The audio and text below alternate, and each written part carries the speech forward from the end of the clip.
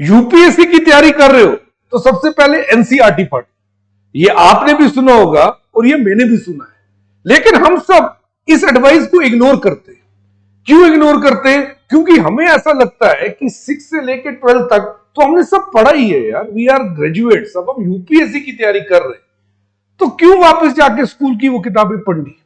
लेकिन इस सेशन में मैं आपको ये दिखाने वाला हूं कि जो क्वेश्चंस यूपीएससी का पेपर देते समय हमें टफ लग रहे थे वो आसानी से आप एनसीईआरटी पढ़ के हल कर सकते हैं। मैंने बहुत सारे ऐसे क्वेश्चंस की एक लिस्ट यहां पर आपको दी हुई है। जैसे ये वाला क्वेश्चन देखिए आप, 2021 का पॉलिटी का क्वेश्चन है। कहता है constitutional government by definition is a, constitutional government by definition is. और ये क्वेश्चन इंडियन पॉलिटी का मोस्ट रिपीटेड क्वेश्चन, 3 बार ये सेम क्वेश्चन पूछा गया। लेकिन अगर आप इसकी एग्जैक्ट सोर्स जानना चाहते हैं ना तो ये देखिए 11th क्लास की एनसीईआरटी, 11th क्लास की एनसीईआरटी वहां का फर्स्ट चैप्टर और पेज नंबर 9, यानी यूपीएससी ज्यादा दूर भी नहीं गया, पहला ही चैप्टर खोला, पेज नंबर 9 पे आपको थर्ड फंक्शन ऑफ कॉन्स्टिट्यूशन मिलेगा। थर्ड फंक्शन ऑफ कॉन्स्टिट्यूशन ये कहता है कि constitution is to set some limits on what government can impose, यानी गवर्नमेंट की एक्शंस के ऊपर लिमिट लगा। ये संविधान की ड्यूटी है और इसी से कॉन्स्टिट्यूशनल गवर्नमेंट बनेगी, लिमिटेड गवर्नमेंट। टिक मारिए, आगे बढ़िए। जैसा मैंने कहा सेम क्वेश्चन 2 बार आए थे, ये देखिए 2023 में क्वेश्चन पढ़िए, which one of the following statements best reflects the chief purpose of the constitution of our country। Same चीज यहां पर भी पूछी गई है कि संविधान का मेन पर्पस क्या है।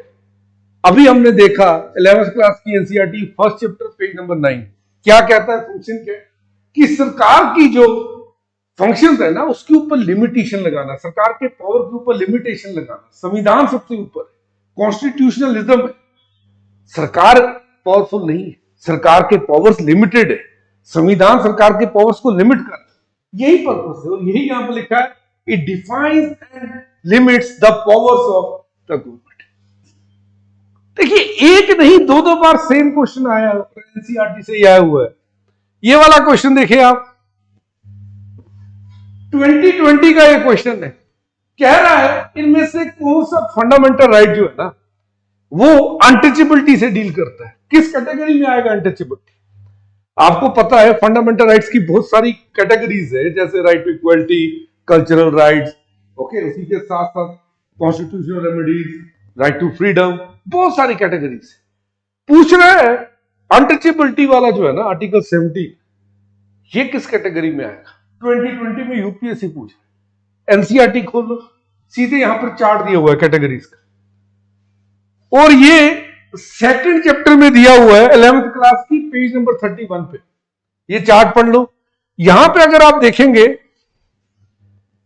ये देखिए abolition of untouchability right to equality में दिया है, राइट टू इक्वलिटी वाले बॉक्स में दिया है 14 से 18 तक, और ये 17 वाला भी सी में। तो आपने क्या करना था, आपने टिक मारना था राइट टू इक्वलिटी पे और आगे बढ़ना था। तो अब खुद ही सोच के बताइए, आप आपके सामने विद प्रूफ में बता रहे, क्या एनसीईआरटी इग्नोर करने वाली चीज है? एक और चीज देखिए, ये क्वेश्चन देखिए 2020 का, which part of the constitution of India declares the ideal for welfare state, यानी जो वेलफेयर स्टेट का आइडिया है ये कहां से, क्या ये डीपीएसपी से आ रहा है, फंडामेंटल राइट से, प्रेम्बल से, या 7th शेड्यूल से? भाई साहब कुछ नहीं करो, एनसीईआरटी खोलो, 11th क्लास की NCERT second chapter page number 45, यहां पे डीपीएसपी लिखे हुए हैं। पहले गोल पढ़िए, goals, welfare of the people, और यहां पर भी वही आपसे पूछ रहे हैं, तो टिक मारिए डीपीएसपी पे और आगे बढ़िए 2 नंबर लेके। यानी एनसीईआरटी को जितना आप और मैं लाइट समझते हैं उतना है नहीं, आपकी तैयारी और प्रीलिम्स में बहुत काम आने वाली चीज है। कई बार तो मैं आपको बता दूं कि हिस्ट्री के काफी सारे टफ क्वेश्चंस जो हमारी स्टैंडर्ड बुक्स में भी नहीं मिलते, वो ओल्ड एनसीईआरटी में मिलते हैं। एक प्रूफ मैं आपको दिखाता हूं, with reference to the economic history of medieval India, the term अगरहट्टा refers to। अगरहट्टा होता क्या है? यूपीएससी ने पूछा 2016 में, सर कुछ नहीं करिए, एनसीईआरटी खोलो 11th क्लास की, यहां पढ़िए। It was called Araghatta. It's the earliest form of one wheel with pitchers or pot of clay attached around the rim of the, यानी water wheel used in the irrigation of the land, उसे अगरहट्टा कहते। कितनी आसानी से निकल गए NCERT से। आप सोचिए कई बार स्टैंडर्ड बुक्स में हम ऐसे टर्म्स हमें नहीं मिलते। ये बेस्ट आपको मैं बता रहा हूं कि क्यों एनसीईआरटी पढ़ना आपके लिए बहुत ज्यादा जरूरी है। मॉडर्न हिस्ट्री की बात कर लूं, 2017 में क्वेश्चन आया था रोहित वाली सेटलमेंट के ऊपर। कहा इनमें से कौन कौन व्यक्ति जो है वो रोहित वाली सेटलमेंट के साथ इन्वॉल्व। आप कुछ नहीं करो, एनसीईआरटी खोलो। ये एनसीईआरटी का डायरेक्टली मैं आपको फोटोग्राफ दिखा रहा हूं। चैप्टर है ruling the country side, 8th class की एनसीईआरटी होगी। यहां देखिए कैप्टन अलेक्जेंडर रीड और मुन्नो, और यहीं पर लिखा हुआ है जो परमानेंट सेटलमेंट से दूर गए रोहितवारी सिस्टम लेके, पूरा लिखा हुआ है। तो दोनों को टिक मारना था अपने, अलेक्जेंडर रीड और मुन्नो। 2 और 3 इसका आंसर था। आगे बढ़िए। आप और मैं एनसीईआरटी को इग्नोर नहीं कर सकते, लेकिन क्वेश्चन ये भी है कि सर फिर कौन सी एनसीईआरटी हम लोग पढ़े, कौन सी एनसीईआरटी हमारे लिए इंपॉर्टेंट है। इसका आंसर मैं आपको अगर दे दूं तो उससे पहले एक चीज बता देता हूं। यदि आप यूपीएससी की तैयारी कर रहे हैं ना, तो अनअकैडमी आपके लिए ढेर सारे ऑफर्स लेके आए। डिस्क्रिप्शन में दिए गए लिंक पर क्लिक करें, हमारे ऑफर्स के बारे में और जानें, क्योंकि अनअकैडमी वो जगह है जहां पर आप अपनी तैयारी को सिलेक्शन में बदल सकते हैं। यहां पर एक्सपर्ट्स पढ़ाते हैं, और उन्हीं एक्सपर्ट्स ने, यदि आप 2026 का अटेम्प्ट दे रहे हैं, आपके लिए एक टेस्ट सीरीज भी बनाई हुई है। इस टेस्ट सीरीज को दीजिए, सेम उसी लेवल में बनी है जिस लेवल पे यूपीएससी के क्वेश्चन होते हैं।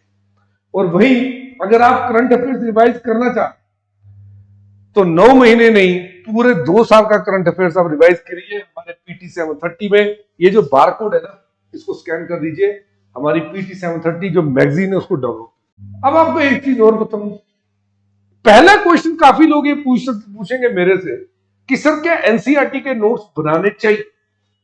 तो उन्हें मैं कह दूं कि आपको एनसीईआरटी के नोट्स बनाने की जरूरत नहीं है, क्योंकि कहीं ना कहीं आपका बर्डन बढ़ा दे। तो फिर अगर आप मेरे से पूछ रहे हैं कि एनसीईआरटी को कैसे पढ़े और उसके नोट्स कैसे बनाए, तो मैं आपसे ये बोलूंगा कि एनसीईआरटी की किताब में देखिए हर चीज को पिक्टोरियली समझाया गया हो। पिक्चर्स के थ्रू हमें चीजें और ज्यादा समझ आ जाती। लेकिन आप एनसीईआरटी में देखेंगे काफी जगह गैप्स, इन गैप्स में आपको जो भी पेज में पढ़ के समझ आ रहा है और आपके सबसे इंपॉर्टेंट पॉइंट है वो इन गैप्स में लिखिए। यहां पे लिखिए, यहां पे लिखिए। इससे होगा ये कि आप एनसीईआरटी भी रिवाइज कर रहे हैं और बिल्कुल शॉर्ट फॉर्म में आप इन इंपॉर्टेंट पॉइंट्स को भी लिखते जा रहे हैं। ऐसे आप एनसीईआरटी का नोट्स बनाइए, रिवीजन जल्दी हो जाएगा और पिक्चर्स के हिसाब से समझना आपके लिए आसान हो जाएगा। और काफी लोग ये कहते हैं कि सर कौन सी एनसीईआरटी पढ़े, ओल्ड या न्यू। तो बात ऐसी है कि हमें जाना पड़ेगा हाइब्रिड स्ट्रेटेजी की। कुछ ऐसी चीजें हैं जहां पर ओल्ड एनसीईआरटी अच्छी है, जैसे कि हिस्ट्री अगर आप पढ़ रहे हैं तो हिस्ट्री में क्रोनोलॉजी वो ओल्ड एनसीईआरटी में बहुत अच्छे से दी हुई। और कुछ ऐसी चीजें हैं जैसे डिटेल्स या कल्चरल वैल्यूज वो न्यू एनसीईआरटी में ज्यादा अच्छे से दी हुई। तो आपको स्ट्रेटेजाइज करना पड़ेगा हाइब्रिड तरीके से। ऐसे अगर मैं पॉलिटी की बात करूं तो कुछ अगर आपने फंडामेंटल्स पढ़ने हैं, बेसिक टर्म्स पढ़ने हैं, तो ओल्ड एनसीईआरटी 11th क्लास की वो आप पढ़ लीजिए। और उसी के साथ साथ जो नई 8 तक की एनसीईआरटी आई हुई है, वहां से आप डेमोक्रेसी और जो डेफिनेशन बाकी है उनका बेसिक पढ़ सकते हैं। आपको एक चीज बता दूं कि पूरे का पूरा पॉलिटी से पढ़ने से पहले आप our constitution, why and how, अगर वही वाला 11th क्लास का पढ़ लेते और उसके साथ साथ जो एनसीईआरटी 11th क्लास की पॉलिटिकल साइंस की बुक है उसे आप पढ़ लेते हैं, तो कहीं ना कहीं आप वोकैबुलरी समझ सकते हैं। तो यही चीज मैंने समअप भी की हुई है। जैसे मैंने आपसे कहा क्रोनोलॉजी पढ़ना है ओल्ड से, थीमेटिक्स समझनी है नए से, ऐसे पॉलिटी का मैंने जैसे आपसे कहा इंडियन कॉन्स्टिट्यूशन एट वर्क, बहुत इंपॉर्टेंट एनसीईआरटी है। उसी के साथ साथ पॉलिटिकल थ्योरी 11th क्लास की एनसीईआरटी है। लिबर्टी, फ्रीडम, आपने देखोगा अक्सर इनके बारे में पूछा जाता है यूपीएससी द्वारा, ये सब बहुत अच्छे से डिफाइंड है। और आप मुझे बताइए आप किस टॉपिक में चाहते हैं कि मैं वीडियो बनाऊं, मैं उस टॉपिक के ऊपर जरूर वीडियो बनाऊंगा, कमेंट कर दीजिए। और अगर मेरी वीडियोस अच्छी लग रही हैं सब्सक्राइब करके चैनल को जरूर जाइएगा। Let's get it guys, thank you very much.